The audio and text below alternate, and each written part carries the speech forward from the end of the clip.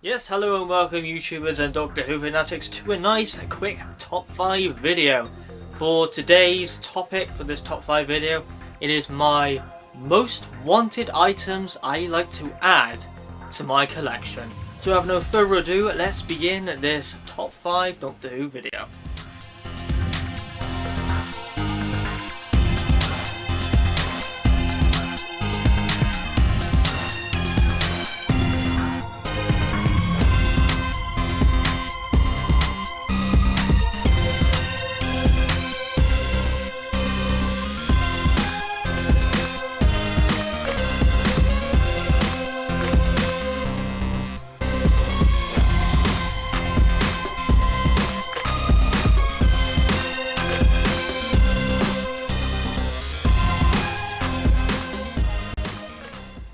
Number 5 on my list, I would love to own the 1968 Doctor Who Patrick Troughton annual. No, I've really got two things for this one, because I would love to own the first Doctor Who Patrick Troughton second Doctor annual.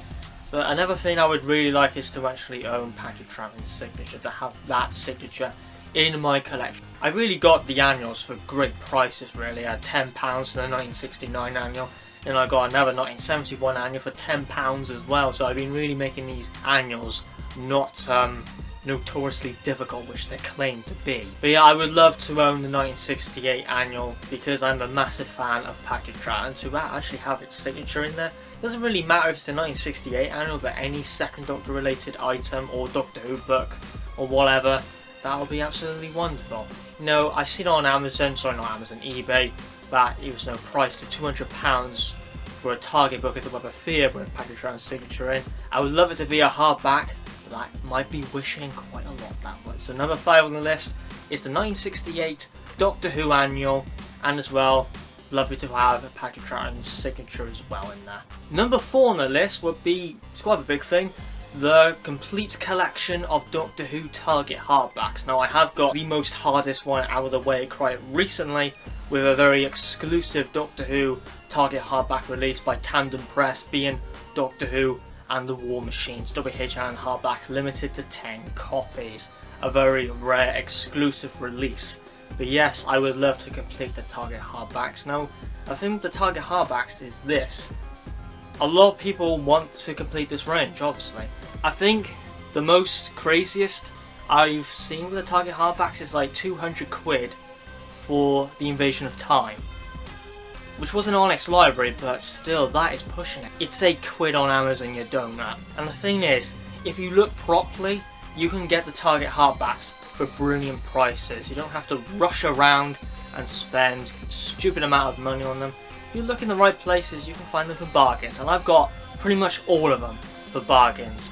The most of it I spent on a Target hardback is £50 on a Alan Wingate hardback of Genesis of the Daleks, which is in fact a non-X library, with all its pages intact, in mint condition as well.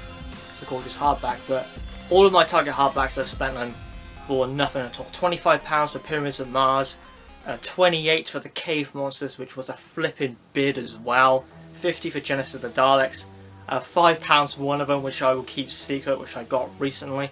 Again, one of the most hardest Target hardbacks to ever get, and I got it for a flipping £5, where some people pay it for like 150 bloody quid. So yeah, the completion of the Target hardbacks. Of course, everyone likes to do this if you're a Doctor Who book collector, and I just don't want to get all the novelizations, I'm after all the editions. So that was number 4.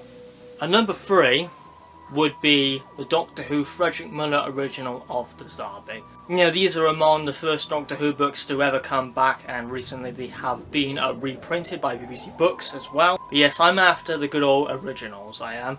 I have got a Doctor Who Frederick Muller original of the Crusaders. I am planning on replacing it soon whenever I find a copy.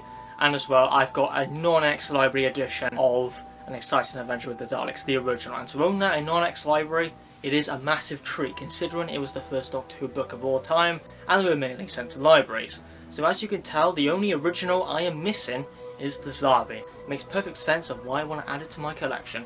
There is another edition of An Exciting Adventure with the Daleks, but I'm not after that as much as the Zarbi. Number 2 on the list, now this is definitely the most ambitious, the most craziest one to get, because out of all of them, it takes the most preparation and the most amount of money.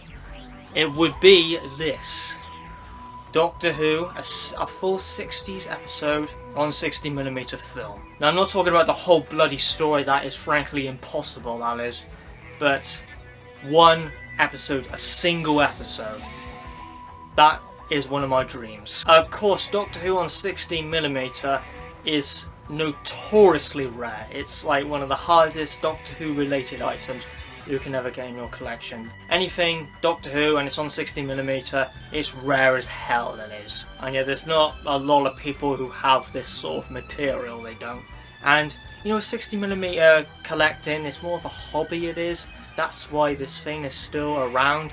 It's mainly around because people like collecting. It's a very expensive hobby, mind you, but it's a very good hobby. Now, the easiest way you can get this sort of material would be the commercial releases by Walton Films. Released the 2 Peter Cushing movies on Super 8mm film. Of course, 60mm is more superior to 8mm or Super 8mm. But if you want to own like Doctor Who on this sort of format, you will go to you know, the Super 8mm films that were commercially released by Walton. And I've got the full set of Daleks Invasion Earth 2000 AD on Super 8mm, consisting of 4 Super 8mm 400-foot reels. But of course, this is nothing compared to the gorgeous 60mm stuff, which I would die for. You know, getting it like a collection reel where it features like multiple episodes, like multiple clips, would be very nice. A few things have been listed on eBay like that, like Daleks Master Plan clips, which went for like 200 quid, and Peter Cushing movies on 60mm as well, which went for a few hundred quid, like 400 quid.